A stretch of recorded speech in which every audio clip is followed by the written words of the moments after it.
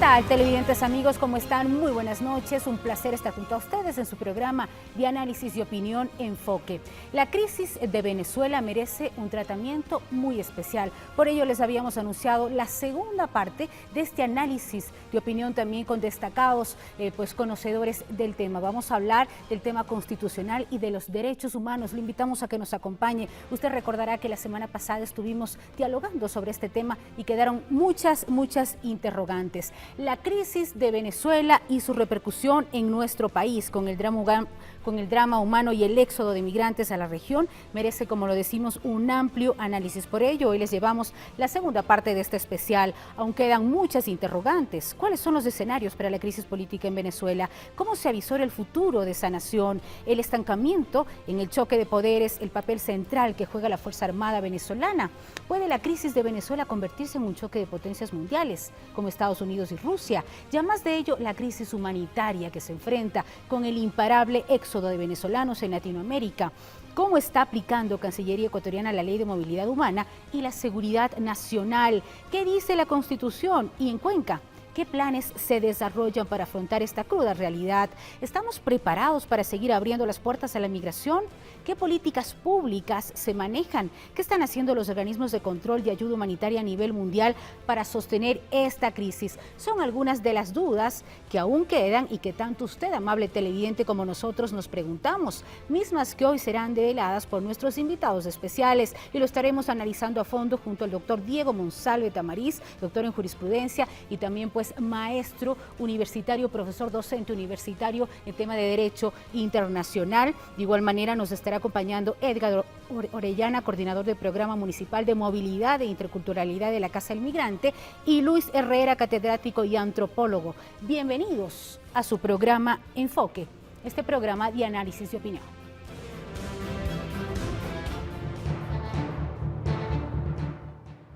Diego Monsalve Tamariz, doctor en jurisprudencia por la Universidad de Cuenca, máster en Derecho Penal por la misma Casa de Estudios, máster en Acción Política y Participación Ciudadana por la Universidad Rey Juan Carlos, profesor de Derecho Internacional Público en la Universidad de Cuenca. Edgar Orellana Galarza, entre sus cargos desempeñados, coordinador del Programa Municipal de Movilidad Humana e Interculturalidad Casa del Migrante, coordinador de proyectos del Sistema de Protección de los Migrantes y sus familias del Cantón Cuenca en los ámbitos de apoyo psicológico, proyectos productivos, de desarrollo económico y productivo para las personas en situación de movilidad humana, construcción de políticas públicas, organización de eventos conmemorativos, de sensibilización sobre el hecho migratorio, asistente general del Portal Regional Artesanal de Cuenca, instructor de proyectos productivos, Junta Nacional de Defensa del Artesano, coordinador de la Casa del Migrante, concejal del ilustre municipio de Gualaceo. Bueno, y decíamos también nos acompaña y damos la bienvenida, nos acompaña Luis Herrera, catedrático y antropólogo, con quien estaremos hablando del tema de derechos humanos. Ahí los perfiles de nuestros invitados. Gracias a usted por acompañarnos. Recordarles que nos están viendo en todas partes del mundo, digitando www.uncion.tv, también en redes sociales de Facebook, Twitter e Instagram, y nos puede ver este programa especial a través de Facebook Live en vivo y en directo, siempre gustosos de contestar sus interrogantes. Saludamos cordialmente a nuestros invitados, doctor Diego Monsalve, un gusto que se encuentre con nosotros. De igual manera, Edgar Orellana también, un placer, y lo habíamos anunciado ya, el doctor Luis Herrera, un placer que esté con nosotros, antropólogo también de la localidad.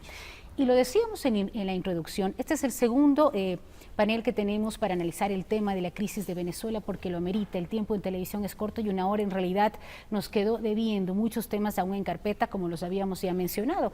Y quisiéramos empezar analizando a su criterio, en la parte de derecho internacional, ¿cuáles son los escenarios que se pueden avisorar desde acá, desde lejos? Digo, nosotros como ecuatorianos lo vemos desde lejos, la realidad que se vive en Venezuela. La semana pasada dialogamos con un diputado venezolano y nos comentaba cómo se ve la situación desde dentro, desde casa. Pero, ¿cuáles son los escenarios? ¿Hay una salida constitucional a la crisis? ¿Eso es lo que se avisora? Bienvenido. Karina, buenas noches. Muchas gracias por la invitación. Un saludo a Edgar, a Luis y sobre todo a todas las amigas y amigos que nos están mirando a través de la señal de Unción. Yo creo que debemos nosotros partir de un hecho fundamental, y es el de que en la actualidad existen dos visiones, no solamente al interior de Venezuela, sino en el mundo. un grupo grande de países que están reconociendo al presidente Juan Guaidó como el presidente legítimo de Venezuela y otro grupo de países que continúan reconociendo a Nicolás Maduro como presidente de Venezuela. Y esto parte de un hecho, de que el presidente de la Asamblea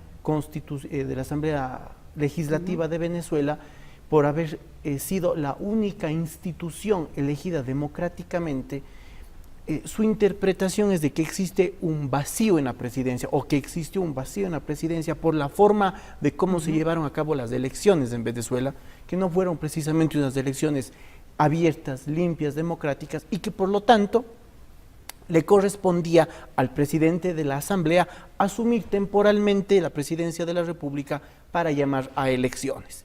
Esa es la una visión, esa es la una perspectiva, y la otra, desde luego, defiende todavía en el cargo al presidente Maduro. Hay un principio básico en el derecho internacional, que es el principio de la autodeterminación de los pueblos.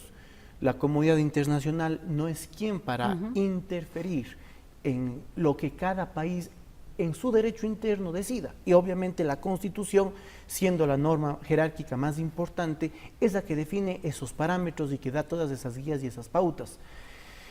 Entonces, aquí es un tema de interpretación, un tema de dos visiones distintas y obviamente un tema de dos visiones, este momento, antagónicas. ¿Una salida cuál sería? Una salida sería de que aquellos países que consideran a Juan Guaidó como el presidente legítimo, que son cerca de 50, ¿no? Sí, alrededor de 50 países, y que ante el llamado, la invitación o el pedido de quien se considera el presidente legítimo de Venezuela, ante un llamado, decía yo, de interferencia o de injerencia militar, entonces esta injerencia ya no se vería como una injerencia externa, como una injerencia invasiva, sino como una solicitud de ayuda de quien, vuelvo y repito, se considera en un segmento como el presidente legítimo. El otro segmento, el otro grupo, sin lugar a dudas, verá a cualquier ayuda militar que resulta una ayuda militar para la gente de Guaidó, verán como una interferencia militar. Entonces, ese es el problema y ese es el dilema en este momento. La semana pasada le preguntábamos al diputado Edgar Herrera, que estuvo desde Miami en una conexión con nosotros vía Skype. Él estaba ya, dijo, en realidad en Venezuela la conexión es totalmente mala y había tenido una situación familiar y estuvo en Miami, y nos comentaba que no está un país dividido a la mitad. Él decía, en realidad está más del 80%, habló de un 90%. ¿Sería cierto que se está debilitando ya el poder de Maduro? Yo quisiera dar lectura a una frase que había mencionado el presidente Donald Trump de Estados Unidos. Dice, el gobierno de Estados Unidos ve a Venezuela como una victoria fácil porque el régimen de Maduro ya no tiene fuerza.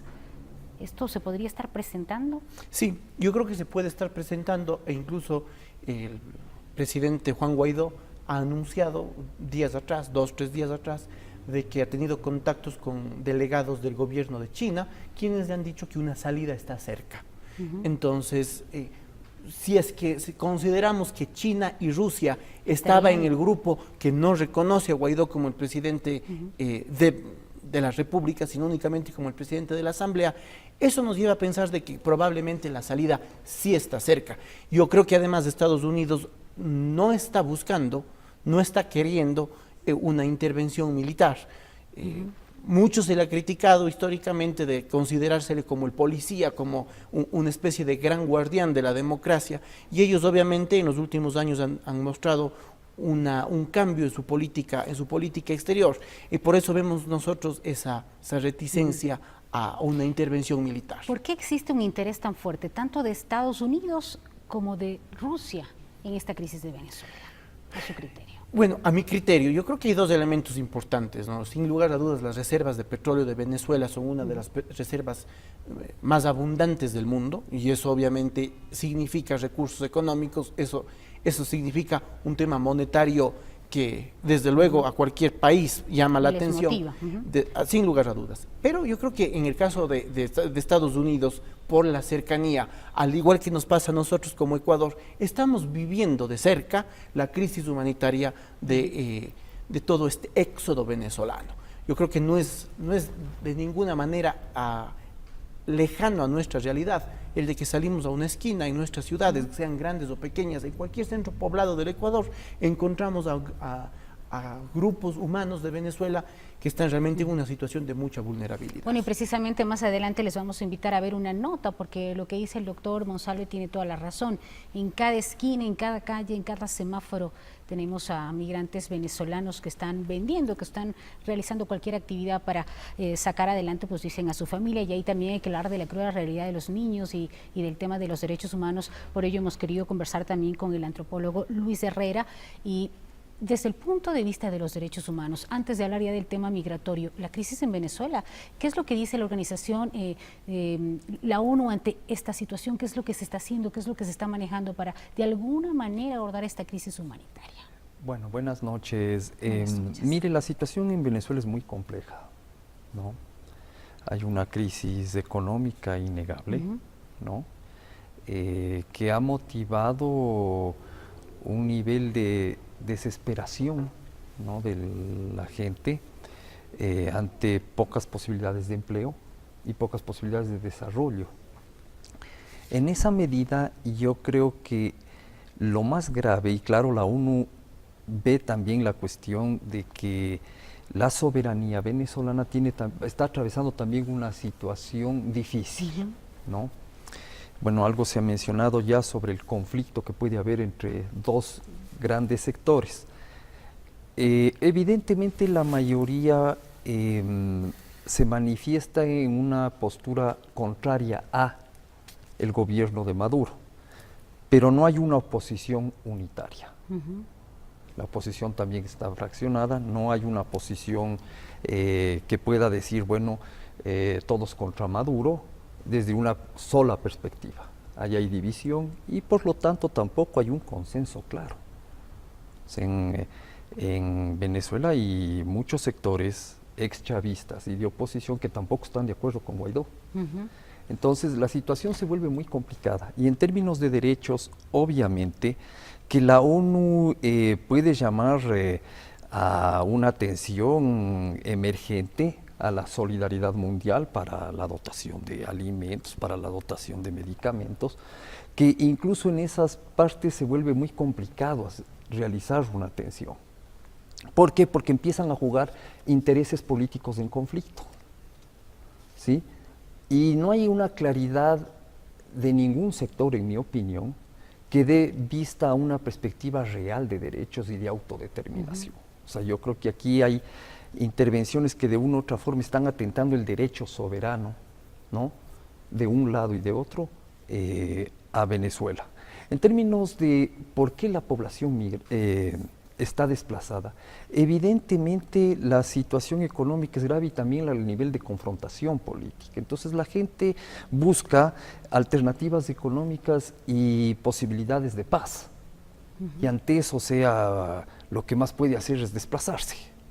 Y en esos desplazamientos, obviamente, en ninguna parte del mundo se puede negar, ¿no es cierto?, albergar a gentes que están de una u otra manera pidiendo, ¿sí?, una alternativa en otra nación.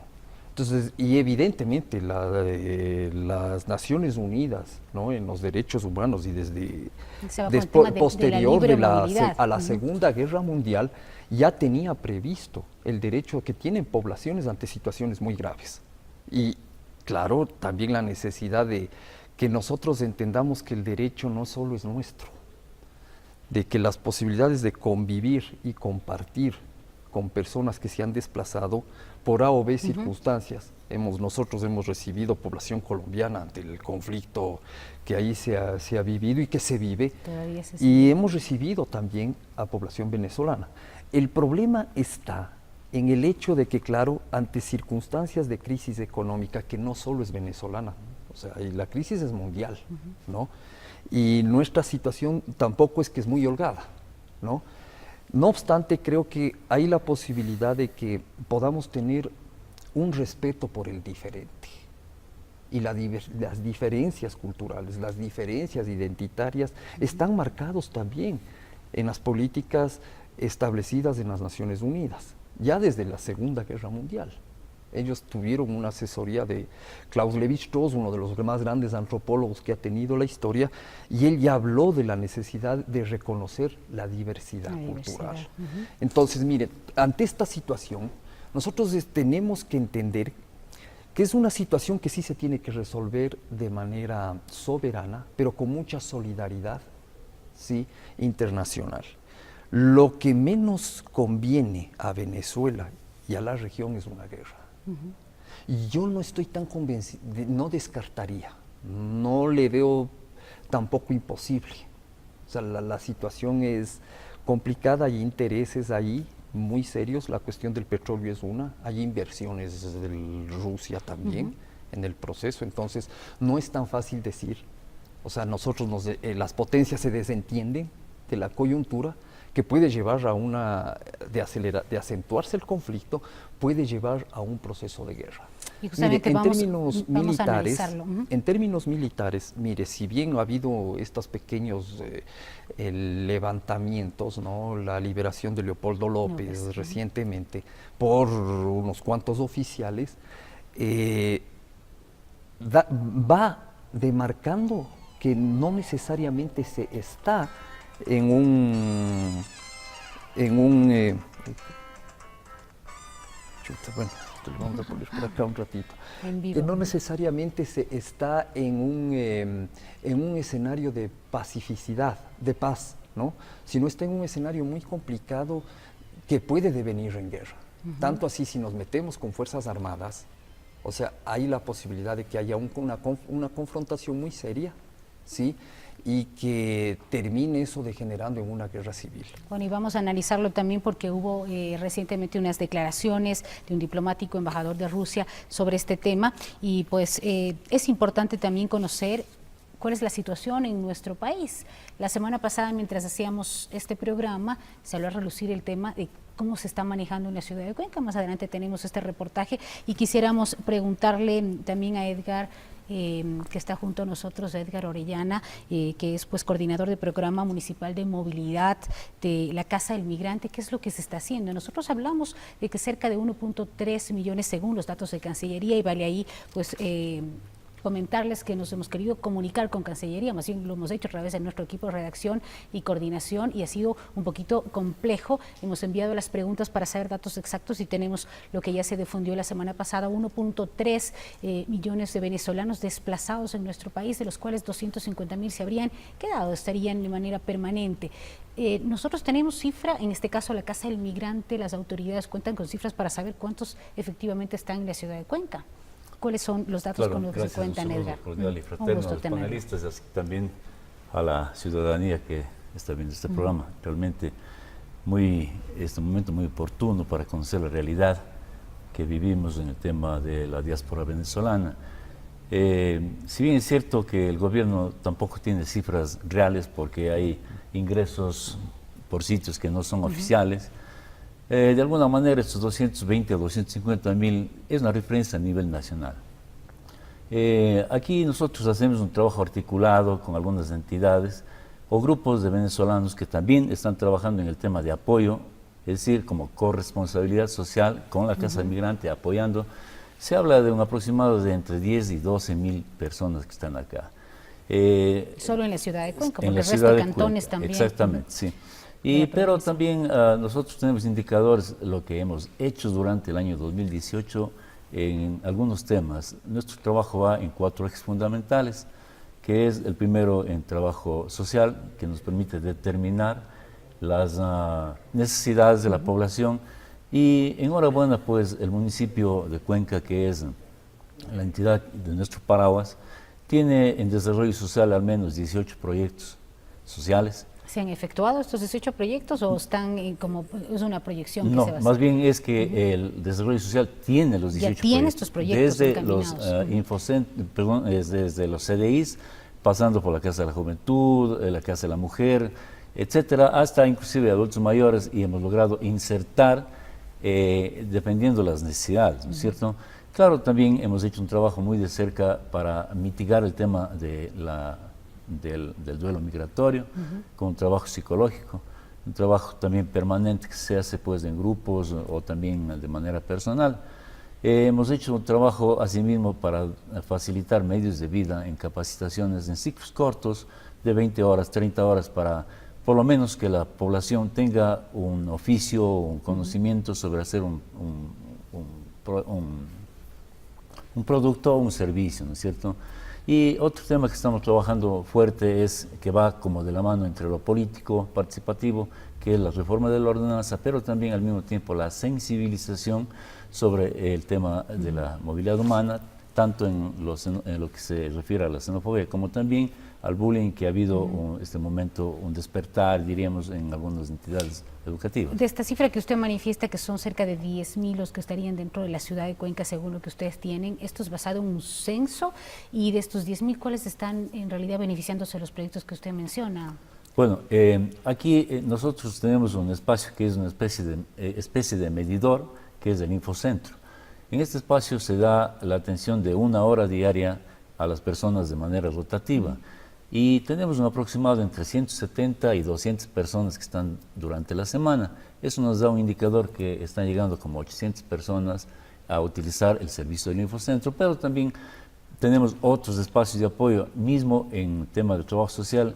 Por ejemplo, el año anterior se ayudó alrededor de 5.500 personas en diferentes temas. Y esto es lo que nos da de alguna manera para poder medir cómo está rotando la gente, porque la gente no está estable, no está en estadía. No se quedan permanentes. No se queda, pero tampoco es tan cierto que están siempre de tránsito. Sí, es muy difícil determinar la situación que viven ellos, porque algunos están en este momento en un efecto golondrina, es decir, llegan a la frontera, pasan a Quito, luego van a Santo Domingo, recorren la costa, y luego pasan a la sierra, ¿no es cierto? Y finalmente terminan acá. Algunos inclusive están regresando desde el Perú. Entonces, a nosotros nos toca hacer análisis muy ciertos para poder determinar las verdaderas necesidades. Ahora, también aquí tenemos 2 ejes de apoyo muy importantes.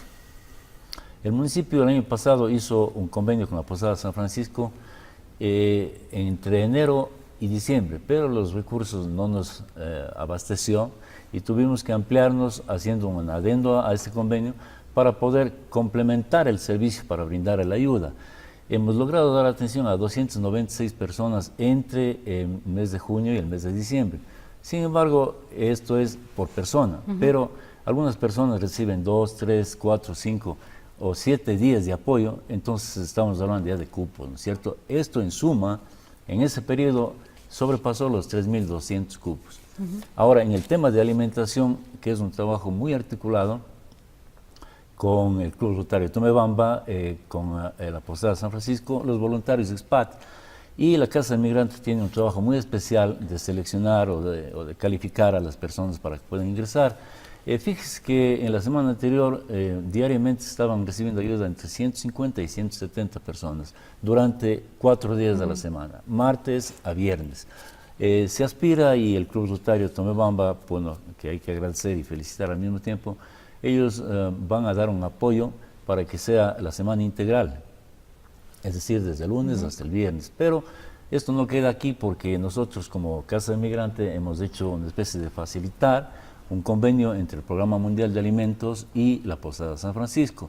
Con esto se ha conseguido de que el sábado y domingo se complemente la semana, pero también se ha conseguido que se dé el desayuno entre el día lunes y el día domingo, y también la merienda. Es decir, está cubierto ahora, este momento, al menos para unas 150, 180, 200 personas. Por eso este momento es importante tener en cuenta de que cuando una persona está pidiendo dinero en la calle, hay que analizar fríamente cuál es la razón que está pidiendo el dinero. Y vamos a analizarlo, estamos en el primer bloque, en realidad nos queda muchísima tela por cortar todavía, y sí preguntarle, porque siempre nos inquietan, ¿no? En el caso, si se habla de 10.000 y tan solo de pronto 200 a 300 están siendo beneficiados, por eso es que se percibe otra realidad en la ciudad, y vamos a seguirlo discutiendo. Voy a invitarles a nuestra primera pausa publicitaria en el programa Enfoque, pero seguimos analizando la crisis en Venezuela, la repercusión del éxodo de migrantes en nuestro país y particularmente en Cuenca y en la provincia de La Suay. Venimos en breve.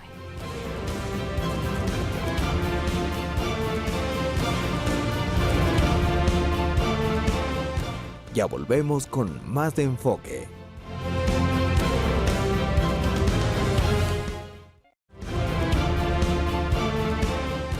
Ahora continuamos con más de Enfoque.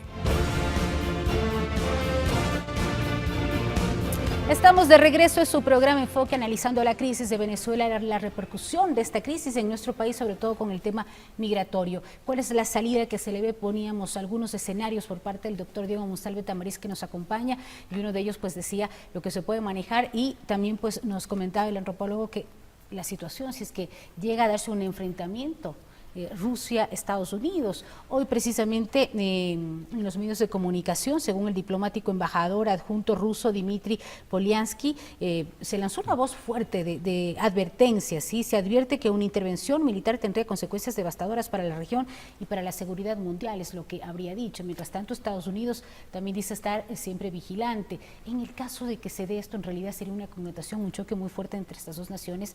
¿Y cuál sería el panorama que se vería en caso, en el supuesto, no? Yo creo que lo que menos debemos esperar que se dé, en realidad es un enfrentamiento armado. Totalmente. Yo he escuchado muchísimas voces que dicen ya deberían intervenir, ya debería existir, es la única forma. En redes sociales, muchos criterios al respecto, pero sin lugar a dudas debe ser esta la última de las, el último de los recursos y el último de los medios. Además, en el derecho internacional, sin lugar a dudas, ese es el último de los recursos, que está permitido por la Carta de Naciones Unidas, desde luego, pero que es muy difícil que eso pase por el Consejo de Seguridad. El Consejo de Seguridad de la ONU es el único ente que puede autorizar una intervención armada si es que considera que lo que está sucediendo es una amenaza a la paz o a la seguridad internacional. Pero esto no va a pasar. ¿Por qué? Porque sin lugar a dudas estas dos posiciones antagónicas que existen, por un lado Estados Unidos y por el otro lado Rusia, va a hacer que en el Consejo de Seguridad cualquiera de las posiciones, cualquiera de los planteamientos que se exponga sea vetado por el otro país. Entonces, realmente por eso no hay salida por ahí. Hace unos días le escuché al presidente Moreno, el presidente Lenín Moreno, que hizo mención a la famosa doctrina Roldós, la doctrina que fue un pronunciamiento, un planteamiento del expresidente Jaime Roldós. Y lo que habla, obviamente, es de que cuando se tiene que proteger los derechos humanos, cuando se tiene que salvaguardar los derechos humanos, es un tema que llama y que convoca a los distintos países de la comunidad andina, porque la doctrina Roldós fue dada en el marco de este proyecto de construcción de la comunidad andina. Y lo que dice es de que cualquier intervención, no habla de una intervención armada, sino cualquier intervención para salvaguardar los derechos humanos, no se podrá o no se deberá tomar como que si fuera una injerencia. ¿Qué puede pasar? Puede pasar de que el éxodo de venezolanos aumente, puede darse. Siempre un enfrentamiento armado históricamente ha generado aquello. Puede ser algo imparable. Hasta que obviamente la paz se restablezca. Ahora, yo creo que nosotros aquí, en el Ecuador, tenemos que estar clarísimos de que nuestra Constitución protege y precisamente de una manera especial a estos grupos que son grupos vulnerables. Yo entiendo. La libre movilidad. Karina, yo entiendo de que hay un sentir a veces de la población, un sentir de la población que dice el venezolano me está quitando fuentes de trabajo. Hay un sentir de la población que dice siento que ha aumentado la inseguridad. Siento que además ha aumentado la violencia, ¿no? Porque además yo creo que es importante hacer un estudio, y esto puede ser materia de otro programa, en el estudio de la criminología, de cómo se realiza el delito, cómo se crea, cómo se ejecuta el delito. Hay formas distintas entre distintos grupos humanos de cómo se llega a esa finalidad cuando el propósito es cometer un delito. Entonces hay esa percepción, pero la solución no es el poner barreras, el poner obstáculos. Hace pocos días la Corte Constitucional, que se ha dicho de paso, a mi criterio es una Corte Constitucional del más alto nivel que tenemos en el Ecuador en este momento. La Corte Constitucional precisamente ha dado de baja todos esos requisitos que claro ¿Fue correcto suspender estos acuerdos? Legalmente, desde luego, y desde el punto de vista del derecho internacional de los derechos humanos, sin lugar a dudas, porque es un grupo vulnerable. Ahora, precisamente Luis decía hace un momento, son un grupo al que hay que darles atención, hay que darles cuidado, pero también es verdad, porque eso es una realidad muy propia de la nuestra, de que la situación aquí en el Ecuador económicamente tampoco es boyante en este momento. Y por eso es de que en estos últimos días, en estas últimas semanas, ha aumentado los viajes y los buses gratuitos de Rumichaca a Huaquillas. Lo que pasó hace algo más de un año, porque este fenómeno migratorio ha aumentado también en estos últimos, ha tenido un repunte en estas últimas semanas, y obviamente el gobierno, que ha gastado, según estiman, alrededor de 550 millones de dólares en atención a los venezolanos desplazados, porque desde luego hay que darles educación, asistencia de salud. Entonces, sin lugar a dudas, eso implica una erogación fuerte de dinero para unas arcas que están bastante escasas. Ahora, estamos muy de acuerdo con su lectura en este sentido, que es lo que dicen los ecuatorianos o los cuencanos en la calle. ¿Cómo se garantiza la seguridad nacional? Porque el pedir estos acuerdos como el pasaporte o un récord policial, que si bien es cierto ahora están suspendidos, de alguna manera se puede controlar. Yo lo decía la semana pasada, teníamos un doctor cirujano venezolano que está realizando un trabajo muy importante en la ciudad de Cuenca, pero quienes de pronto no entran de la misma manera, con la misma voluntad. ¿Cómo se puede controlar? Porque sí se han dado hechos delictivos, recordemos situaciones tan graves, hasta femicidios, casos que se están investigando al momento, que obviamente nos tienen como ecuatorianos alerta. ¿Cómo se puede garantizar? Karina, esa es una función y esa es una obligación que la debe asumir el gobierno. Esa es su función. Y eso es, sin lugar a dudas, un tema que es responsabilidad exclusiva. En este caso y en este ejemplo, que bien traído además por usted, en el tema de seguridad, es del Ministerio del Interior. Pero ¿qué pasa con todos esos puestos de trabajo que están siendo llenados por personal venezolano que no cumple o que no tiene sus documentos en regla y que además están siendo remunerados de una forma inferior a lo que establece la ley? Esa es una función del Ministerio de Relaciones Laborales. Entonces, esa es una obligación del gobierno. Esa es una obligación del gobierno. Lo conversamos la semana pasada, teníamos un reportaje en donde decía que se están haciendo controles permanentes para que las empresas cumplan. Esperemos que obviamente así sea, porque es una mano de obra mucho más barata y no se cumple con todos los derechos de ley. Lógicamente es más fácil también a los empresarios contratar esta mano de obra. No sé si tenemos listo ya el reportaje en las calles de la ciudad, si me avisan por favor. Estamos listos con ese reportaje para continuar con este diálogo a fondo, analizando la crisis de Venezuela y sobre todo también pues el tema migratorio en nuestra ciudad y en el país entero. Tenemos un reportaje de lo que sucede en las calles de la ciudad, lo que usted ve a diario también y lo que están atravesando nuestros hermanos venezolanos. Vamos a ver. Amiga, buen día, disculpe la molestia. Es Joyker Burguillo, ciudadano venezolano de 30 años que también decidió migrar a Ecuador en busca de días mejores. Llegó a Cuenca hace una semana. Se dedica a la venta de chocolates. Una manera que nosotros conseguimos de buscar el pan del día, pues, y de conseguir una forma de enviarle dinero a nuestras familias en Venezuela. Una realidad que se repite a diario, por ejemplo, en la zona donde él trabaja. Junto a su pequeño sobrino, laboran otras 10 personas. Hay gente que nos apoya, hay otra gente que nos regaña porque piensan que lo estamos haciendo como quien dice por costumbre o algo, y la realidad es que pues en nuestro país nosotros muchos somos profesionales. Muchos de ellos anteriormente recurrieron a la mendicidad, una situación que se ha vuelto frecuente, al menos en el centro de la urbe. Aunque no hay un dato exacto de cuántos venezolanos se radican en la capital Azuaya, se cree que un 30% de esta población es víctima de la mendicidad. Para combatir el problema, Otibel Valero de Mateu, quien vive en la ciudad desde hace 8 meses, presenta una ayuda a favor de los niños, adolescentes y adultos mayores que han salido de su natal Venezuela.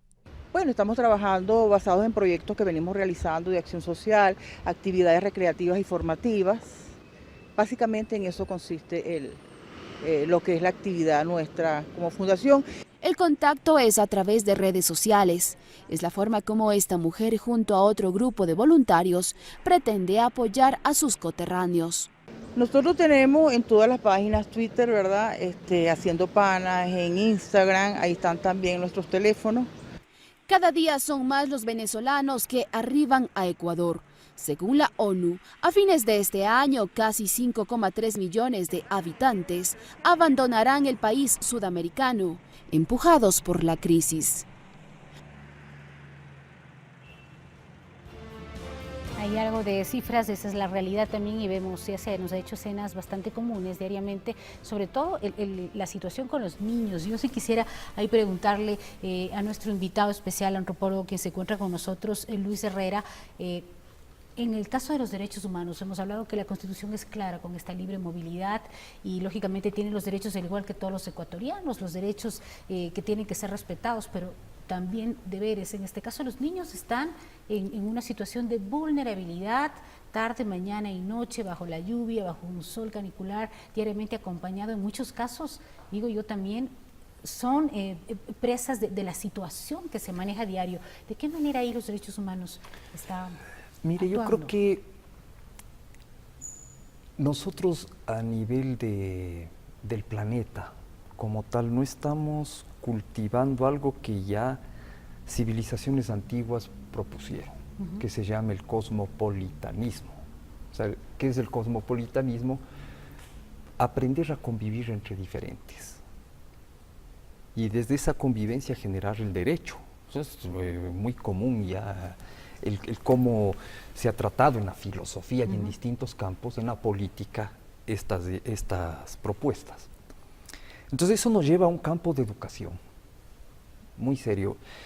En Latinoamérica nos falta madurar mucho sobre cómo educar en base al respeto y al no al abuso. Y yo creo que eso tiene que irse generalizando desde programas educativos, desde las familias, a pasar por la escuela, a pasar por el bachillerato, por las instituciones universitarias. Y si nosotros hacemos un examen exhaustivo de cuánto respetamos los derechos, muy poco. O sea, somos culturas que nos estamos acostumbrando a un individualismo muy peligroso. Entonces, claro, el individualismo, ¿qué es lo que provoca? Sacar ventaja. Entonces, usted ve, utilizar a un niño o hacer uso de la mendicidad, ¿no?, para conseguir un cierto recurso, puede obedecer a un momento, a un estado de desesperación, pero también a estados de sacar ventaja. En muchos estudios se han mostrado que muchos mendigos hacen más recursos que gente que trabaja con el salario mínimo. Y tenemos ¿no? datos, y si me permite, si quisiera anunciarlo, porque estamos haciendo una investigación de algunos casos, tenemos datos que algunas personas, no solo venezolanas, sino también quienes están en la calle, obtienen hasta cerca de $80 por día. Nos han dicho, estos son supuestos, se está haciendo investigaciones que dice que obviamente en la calle, con el lavado de parabrisas, con $80, si hacemos una cuenta es más que el sueldo básico. Pero claro, y además perversamente utilizar a los niños para sacar más ventaja de la ventaja que se utiliza en la mendicidad. Los niños. No, Ahora, eso es perverso. Entonces, mire, el irrespeto por los derechos humanos no es una cuestión únicamente estatal, no es una cuestión únicamente empresarial. ¿Y es una cuestión de valores de también? Sociedad. Y la sociedad tiene que empezar a construir estos valores cosmopolitas de respeto a los derechos. Yo que recuerde en nuestro sistema educativo, ¿cuánto hay de capacitación en derechos humanos? Nada, nada. ¿Cuánto en las familias nosotros hablamos de derechos humanos? Muy poco, por no decir también nada. Entonces, estas son circunstancias que nosotros tenemos que cambiar radicalmente. Ahora, estamos a tiempo de empezar. Obviamente a manejar este tema de valores y de derechos humanos, empezar desde casa con nuestros niños, ¿no? Pero mientras empezamos a hacerlo, la situación continúa y el panorama que se ve es complejo. Sí, es complejo, pero es que esta perspectiva distinta del derecho nos debe llevar a procesos claros de corresponsabilidad. ¿Me comprende? O sea, hay responsabilidades que tiene el Estado, hay responsabilidades que tiene la ciudadanía ecuatoriana también. Y hay responsabilidades que deben tener las poblaciones que vienen, ¿no es cierto?, que inmigran hacia acá. Entonces esto es una cuestión de mutuos compromisos, ¿no es cierto? Y mientras no aprendamos esto que acabo de mencionarle como cosmopolitanismo, es muy difícil que salgamos adelante. Ya no es solo una cuestión que deberíamos hacer, es una urgencia, porque nos estamos acostumbrando a vivir en el riesgo. No solo porque estén venezolanos, o sea, no es que los problemas de delincuencia vinieron con los venezolanos, pudo haberse incrementado algo, lo hemos tenido, pero ¿por qué? Porque nos estamos viendo como normal y a vivir Se en riesgo. normaliza. La desigualdad, la falta de justicia, la impunidad, una cantidad de cosas que se van volviendo normales y que no deberían ser normales. O sea, me comprenden, es un poco es necesario empezar ya, urgentemente a tratar esto. Es muy importante lo que usted aborda, en realidad creo que queda sumamente claro el tema de tener este humanismo, lo que usted dice, no está, de estos derechos humanos, pero de manera cosmopolita. Más allá de ello, ¿qué es lo que pasa? Digo yo, si es que hablamos de los derechos que tenemos los nacionales, los ecuatorianos, también quienes vienen deben tener los mismos derechos y cumplirlos. El tener un niño en una situación vulnerable y de riesgo, en este caso la DINAPEN, otros organismos de control, pues deberían hacer su parte. Claro, en este sentido, ¿qué pasa qué pasaría, digo yo, de una manera? Mire, el problema es que, a ver, venezolanos. nos desborda, la problemática empieza a desbordarnos, ¿no? No hay suficientes recursos, ni siquiera para atender el sistema penitenciario nuestro. Lo que está pasando, lo que ha pasado en Cuenca. Imagínese la situación, ¿no es cierto?, de migraciones de 1.300.000, hay 300.000 que están aquí, muchos van hacia Perú. Perú también va a tener la problemática, retornan, como se ha estado mencionando. Entonces, por eso yo menciono, esto es una cuestión de corresponsabilidad. O sea, los proyectos tienen que llamarse a un gran acuerdo nacional para estas situaciones. Solo nos llaman acuerdos nacionales para hacer una mesa entre ilustrados, muchas veces que nadie les entiende y que nada de eso se lleva a la concreción. Los acuerdos nacionales tienen que ser acuerdos con las ciudadanías, ¿no? Tienen que ser aterrizados ante problemáticas, qué pasa en los barrios, qué pasa ante casos, ¿no es cierto? Cómo tratar esas problemáticas que están en la calle. ¿Me comprende? La situación de los venezolanos también es muy grave, es muy crítica, y no es muy difícil que no recurran a violencia.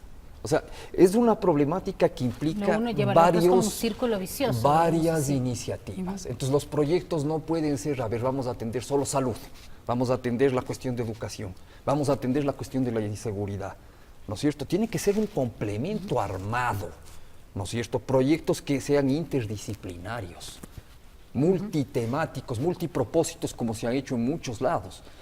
Esas cosas nos pueden llevar a concreciones donde tengamos responsabilidad las instituciones estatales, no solo nacionales, también locales. Es interesante lo que está haciendo el municipio, pero es muy poco.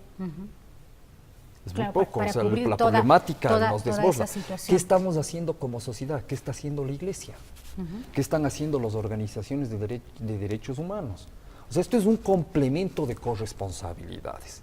Y esa cultura la tenemos muy poco. No solo aquí en el Ecuador, es muy difícil. Se maneja a nivel, no solo Latinoamérica, hay sino a nivel países mundial. que sí lo tienen, en los países nórdicos sí han logrado ciertas cosas, pero ¿qué financiamientos tienen ellos a nivel para hacer una cultura pública de esta forma? Para entender lo público desde esta otra dimensión. Entonces, mire, esta es una cuestión que nos está desbordando porque no cogemos la problemática con la integralidad y la responsabilidad del caso. Yo con esto me voy a quedar porque tenemos que ir a una breve pausa publicitaria y estamos todavía pendientes de seguir dialogando con Edgar para que nos cuente pues el tema de los niños, los albergues, el tema educativo, qué es lo que se está haciendo por parte de la Casa del Migrante y otros organismos, de qué manera se está trabajando. Venimos en breve con más de su programa Enfoque.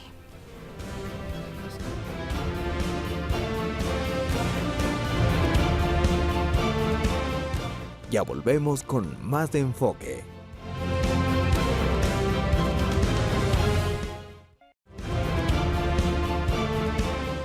Ahora continuamos con más de Enfoque. Seguimos en su programa Enfoque analizando la crisis en Venezuela y la repercusión, el tema migratorio que es tan difícil, lo vemos a diario y nos quedamos para dialogar con Edgar Orellana, coordinador de la Casa del Migrante. Ya hablábamos de la problemática de los niños en las calles, de esta mendicidad. Mi pregunta es si nos está yendo de las manos, en realidad, pese a todo esfuerzo que se realiza por parte de la Casa del Migrante, de los organismos de control, ¿no estamos preparados para la cantidad de migrantes que están en la ciudad o sí, Edgar? Bueno, primero hay que tomar muy en serio el tema de, ahora se escucha mucho que la mendicidad es un vicio que se vuelve un oficio, pero claro, eso tiene incidencia porque los niños son los que son los más afectados y obviamente la Casa del Migrante está en un punto muy débil y muy frágil porque por un lado tiene que defender los derechos humanos, pero por otro lado precautelar los derechos también de la población.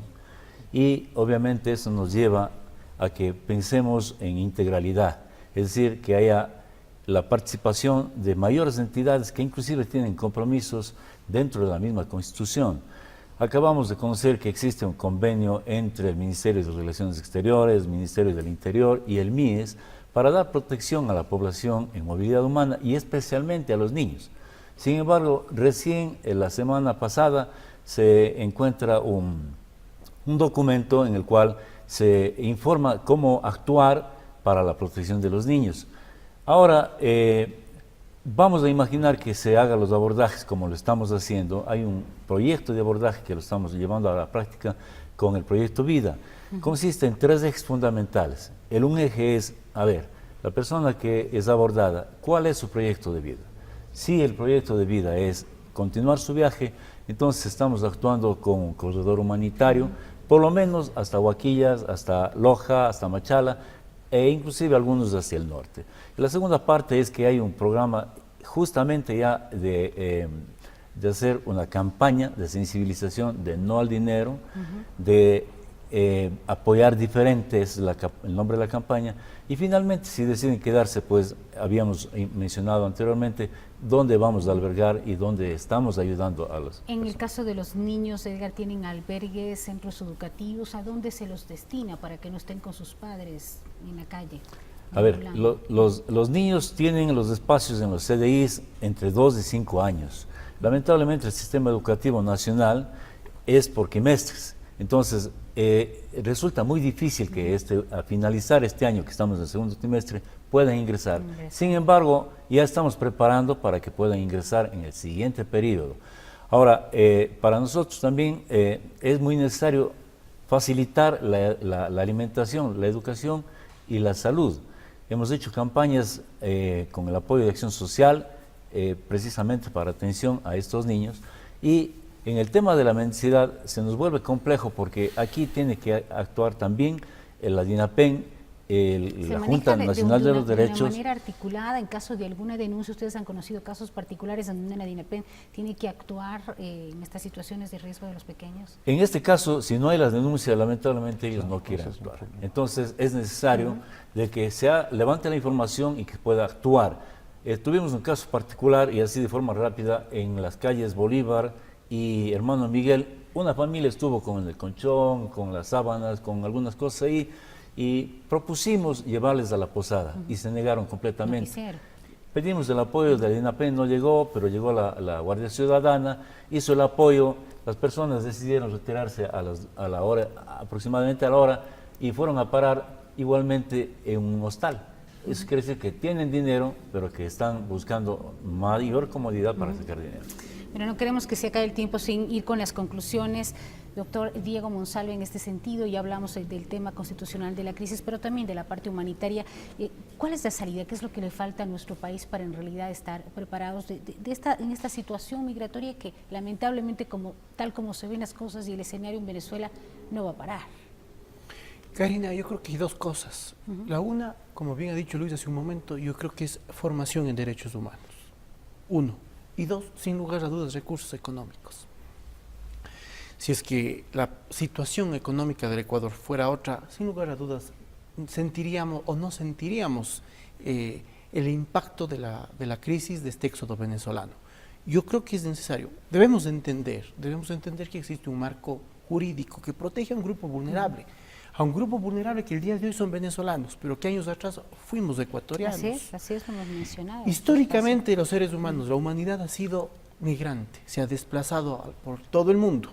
Entonces yo creo que es necesario entender de que nuestra visión y nuestro análisis de lo que son los derechos humanos se ha nutrido precisamente de lo que hace un momento se hablaba aquí, de ese cosmopolitanismo, ¿no? Ese ha sido uno de los ingredientes de entender la diversidad, ha sido uno de los ingredientes para poder tener el día de hoy un cuerpo normativo que ampare y que protege sobre todo a situaciones y a personas que están en una situación de vulnerabilidad. Debemos entender eso, pero también debemos exigir de parte al gobierno nacional que tome medidas para que tampoco se vulneren los derechos de ecuatorianas y ecuatorianos y no se pongan en riesgo los derechos de venezolanos, que este rato, repito, son la población que está en una situación de vulnerabilidad. Es necesario no solo tener políticas que sean nacionales, sino manejar una política regional de toda la región. Sí, desde luego, y yo creo que eso se ha estado trabajando. Precisamente vi hace pocos días de que ha existido una reunión de varios países de América Latina sobre el tema sanitario. Porque claro, una de las tantas razones para el éxodo es, por ejemplo, personas que tienen algún tipo de enfermedad catastrófica, que ya no encuentran ni siquiera los medicamentos en Venezuela. Entonces les obliga a desplazarse a países en donde puedan encontrar las medicinas para sus males. Y hago aquí un paréntesis, la semana pasada el diputado decía que quien se enferma en Venezuela está ya desahuciado. Claro. Ya no tiene salida. Entonces, obviamente, también debemos de entender que es ese segmento humano el que está viniendo. ¿Cuál es la forma, cuál es la manera en la que se puede ayudarles? Sin lugar a dudas, con un entendimiento, con esa formación en derechos humanos que nos hace falta o que nunca será suficiente. Y por otra parte, repito, exigiendo del gobierno nacional que tome las medidas y los correctivos para que no se vulneren derechos a los ciudadanos ecuatorianos. Eso es importantísimo. En el tema también de los ecuatorianos que obviamente reclaman y exigen, si hablamos de salud, estamos todavía en deuda, si hablamos de educación, todavía estamos en deuda.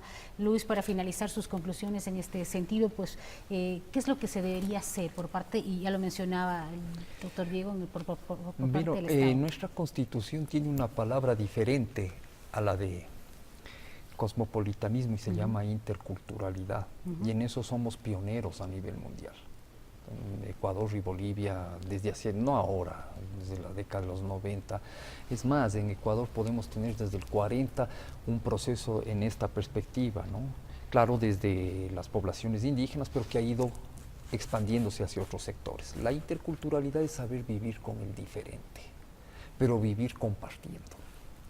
Miren, uno de los valores del cristianismo, ¿cuál era? Amar a tu prójimo como a ti mismo. Ser más solidarios, ¿no? Solidarios. No es una vida de competir, es una vida por compartir, y ese giro es indispensable hacerlo. Ese giro es indispensable, en el cristianismo lo tenemos, el problema es que no lo ponemos en práctica. Entonces, ¿cómo de esos bellos principios los vamos haciendo práctica? Es realidad, ¿no? Y es ahí donde nosotros tenemos que empezar a empoderarnos un poco la cultura ciudadana que esté en nuestras leyes, en nuestras normativas, pero a hacerlo en serio. Y en esto, como les decía antes, tenemos responsabilidad los medios de comunicación. Sale muy poco programa, ¿no es cierto?, que promueva esto. Estamos más bombardeados de publicidad, ¿no?, que no necesariamente es un sustento, a veces es negocio nomás. El negocio se puede desbordar. Entonces, mire, con todo esto hay responsabilidades de medios, del sistema educativo, de las familias, de las poblaciones, de las organizaciones barriales. Eso es lo que nos queda a nosotros también. Nos queda generar estas redes de corresponsabilidad solidaria por el compartir, como se basa en nuestra Constitución, y por el buen vivir. Fundamentos maravillosos. La cuestión es hacerlos. Que de pronto fueron hasta un poco mal utilizados, no tan solo los términos, pero hay que ver las acciones, que es lo que usted dice. Hay que hacer las acciones. Con eso me quedo, Luis, y finalmente, Edgar, también es importante que nos comente cómo la ciudadanía, si están viendo unos venezolanos en la ciudad y también pues nuestros cuencanos y que están interesados en ayudar a familias venezolanas, ¿cómo hacerlo? ¿Cómo comunicarse con la Casa del Migrante? Claro, en realidad, pues la Casa del Migrante, conjuntamente con el Proyecto Vida, estamos haciendo un trabajo directamente. Nosotros estamos ubicados en la Luis Cordero 543 de Honorato Vázquez, pues toda ayuda es bienvenida. Lo trabajamos también a través de la Posada San Francisco, y las personas que quieren apoyar diferente para no promover la mendicidad, pues son bienvenidos. Es más, hacer un llamado público, si es posible, de que las personas un poquito cierren el corazón temporalmente para que no den dinero. Es este momento muy crítico, y cuando ven a una persona recibiendo, los mismos hermanos, amigos se ponen en la cuadra, así que la cuadra toda la familia va a completar ahí de personas pidiendo dinero. Entonces, yo quiero también decir que sí, la interculturalidad es importante, nuestro tema también es interculturalidad, pero creo que Cuenca ya es una ciudad cosmopolita. En un estudio que hizo la Universidad de Cuenca hace un par de años, hay 82 nacionalidades acá. Entonces, eso quiere decir que no es solamente el tema de movilidad humana, sino ya estamos hablando de una ciudad cosmopolita en donde debemos tener claro hacia dónde queremos ir. Yo creo que en ese sentido, pues, nuestro compromiso siempre como municipalidad, como desarrollo social, como Casa Migrante, es estar alerta para poder ayudar y sobre todo también hacer un llamado muy especial a las instancias de competencia para la protección de los niños. Consejo de Protección de los Derechos, la Junta de Protección de los Derechos y el mismo MIDIS que tienen la obligación. Políticas públicas claras también pide la ciudadanía en este sentido para aportar de alguna manera y que empiecen desde nosotros como sociedad a hacerlo. Me quedo con todos los criterios importantísimos, gracias al doctor Diego Monsalve, de igual manera pues a Edgar Orellana y finalmente a Luis Herrera, importantísimos criterios en esta noche. Como ven, el tiempo es cortito, esperamos tenerlos nuevamente en una próxima oportunidad en su programa Enfoque y a ustedes haberles pues llenado todas sus expectativas. Quedan algunas preguntas, algunas inquietudes, siempre gustosos de servirles a través de este espacio de Enfoque. El próximo lunes tendremos ya nuevas autoridades en el local y lo vamos a estar analizando. Los directores departamentales del municipio de Cuenca, lo decía también pues a través de la Casa del Migrante y otras dignidades. Aquí lo estaremos analizando en su programa Enfoque. Buenas noches para todos.